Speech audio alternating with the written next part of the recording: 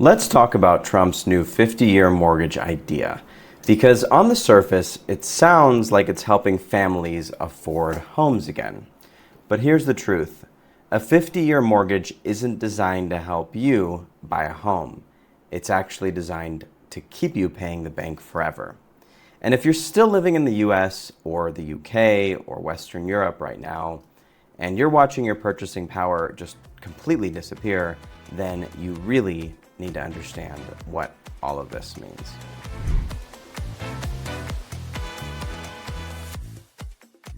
Hi, I'm Justin from Entrepreneur Expat, and on this channel we help freedom-minded professionals and entrepreneurs build global lives without sacrificing comfort, income, or security.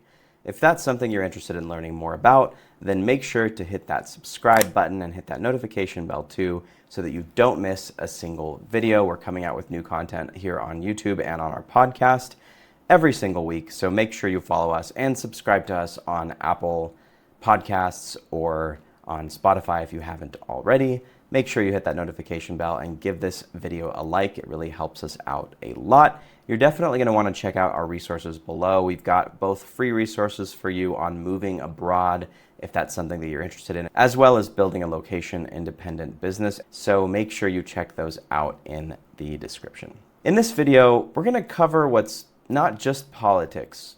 It's about what the actual math is here, and it's about what that tells us about the future of living costs, debt, and why so many people are being trapped instead of helped.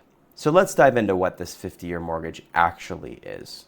In this last quarter here, late 2025, Trump floated this idea of the 50-year mortgage as a way to, quote, help families qualify for homes.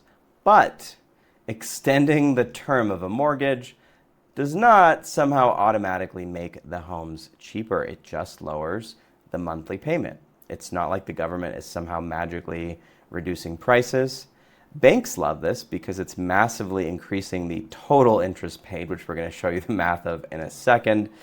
But it's kind of the same play as the 30-year mortgage was when that was introduced in the 1930s, which at the time was considered an absurdly long mortgage. Let's look at the actual math here because nothing speaks louder than the actual numbers. Let's look at an example. A very modest $400,000 home, which, by the way, if you're in New York or California or even Miami, that's going to be much closer to $1 million. But let's look at just that average-ish $400,000 home at the average 30-year mortgage rate, which is around 6.6% as of November 2025. The total amount of interest, without going into the nitty-gritty details of every single step of the equation, but the total amount of interest you're going to pay on that $400,000 home is about $510,000. That's just on a 30-year mortgage. You're already paying more than the value of the house in interest payments to the bank. Now, guess how much a 50-year mortgage is at exactly the same rate? It's over $900,000 in interest. We've checked this math. If there's something off, tell me in the comments.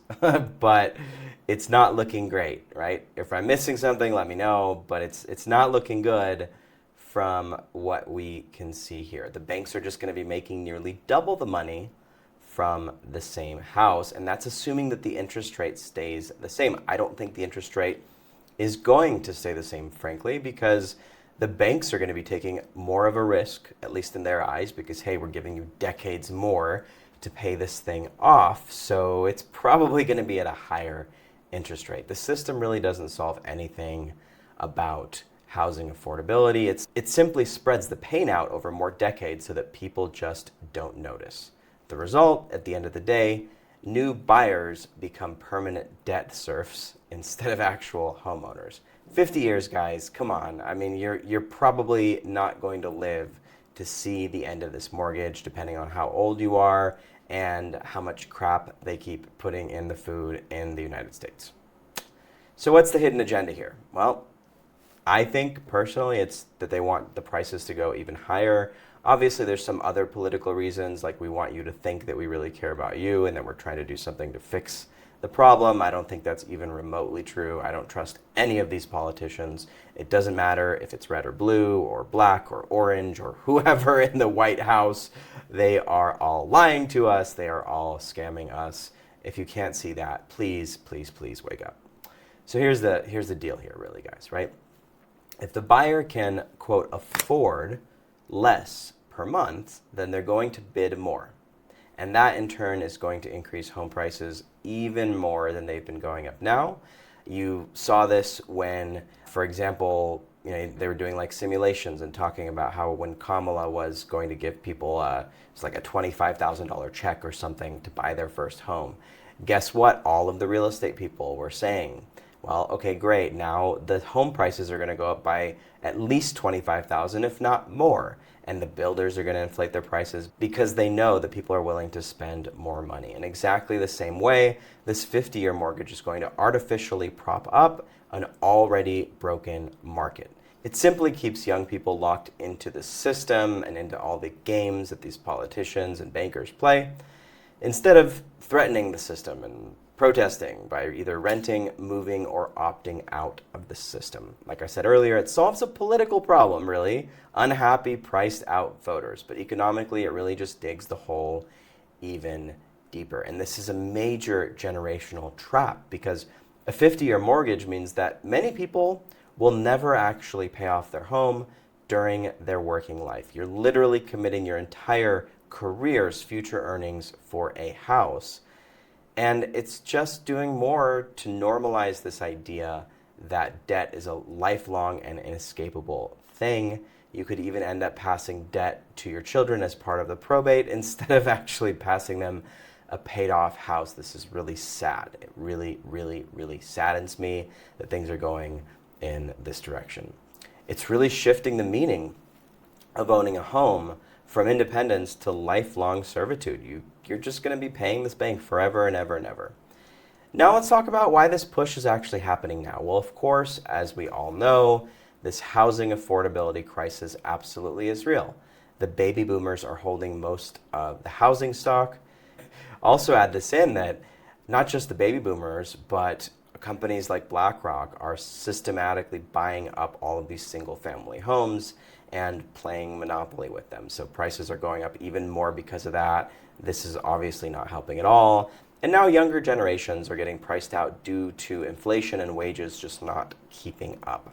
Of course, politicians can't fix the supply shortage, so what do? Well, they fix the monthly payment instead without lowering the prices. And they just keep the debt machine running and running and running. What is America but a giant debt machine? And by the way, other countries already do this or are planning on it. The UK has been recently floating 40 to 50-year mortgages as well. Japan has had 100-year mortgages before, which are really just multi-generational debt traps. These mortgages did not fix housing affordability in those countries. They just inflated prices even more until young families couldn't even enter the market. Now, here's a solution that nobody wants to admit. Housing is not going to get more affordable in the US, the UK, Canada, or Western Europe under current monetary policy. These young earners are being squeezed harder every year.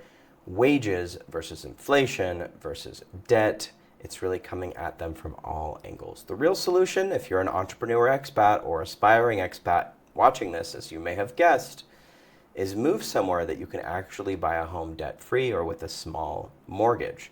Mexico, parts of Latin America, Eastern, and even sometimes Central Europe and Southeast Asia do offer a lot of affordability. A 50-year mortgage is a sign that the system is collapsing, not that it's something to lean into and say, yay, Trump, let's go, you're doing a good job. You can buy a house, like a really nice house where we live here, for example, in the Lake Chapala area of Mexico, which, by the way, if you're interested in purchasing a house here, we're connected with a lot of realtors, not just in this area, but all over the country. And as we've been talking about for some time, we're even releasing a nationwide MLS here in Mexico that's going to be targeted towards expats looking for properties in Mexico and later in other parts of the world as well. There are houses right here on our block that you can buy cash for about 150,000 USD. You never have to get a mortgage. You get the money. Maybe it's a HELOC on your existing home that you pay off, which is not that accessible as it was a few years ago, based on the current interest rates, but whatever. Or like a lot of our clients do, they have investments, perhaps a couple $1,000,000 in a retirement account, or they have cash that's a little bit more liquid that's sitting around, or even a house that they're looking to sell in the United States or Canada. By the way, if you're a high net worth individual like that and you're looking for help relocating to another country, whether it's getting your visas, getting the paperwork for that sorted, figuring out the details of how to move your family here, perhaps private school, bilingual private school for your children, or you're looking to relocate your business and your staff, or even do some nearshoring, hire people in a place like Mexico, for example, or Panama, or Costa Rica, or even countries in Southeast Asia or Europe. We have experts all around the world that work with our team. So you can just go to entrepreneurexpat.com/consult, book a call with myself or a member of my team, and we'll help you get all of the details sorted out for you, your family, and your business. Just go to entrepreneurexpat.com/consult, and you can book that call at a time that's convenient for you. We talked about this a lot on this channel, but your government does not have your best interest at heart. And if their best plan, their best solution to all of this is to keep you in debt longer instead of actually fixing the underlying problem, it might really be time to rethink where you want your future to be. So if you're thinking about life abroad, you want a real plan for relocating, don't forget to book that consult, because you can relocate somewhere like Mexico and live on a few $1,000s a month very, very, very, very well.